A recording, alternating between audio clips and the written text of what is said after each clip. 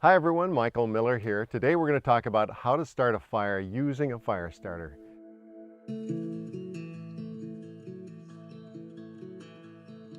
It's very simple. 3 easy steps: light the fire starter, place the fuel, and go get a beer. All right, first we're going to grab a fire starter and just put it in the center of the fire pit. Let's make sure that we have plenty of air supply. In whatever fire pit you've got, make sure you've got plenty of airflow. And we're just going to start this fire by dropping a match right on the fire starter.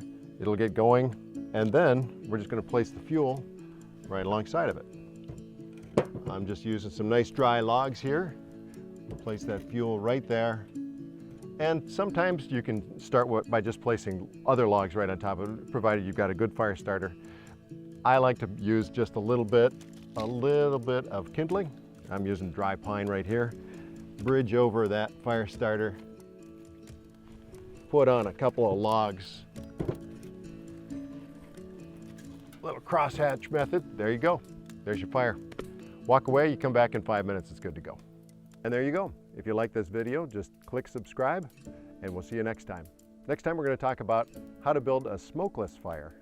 I think you're going to like it.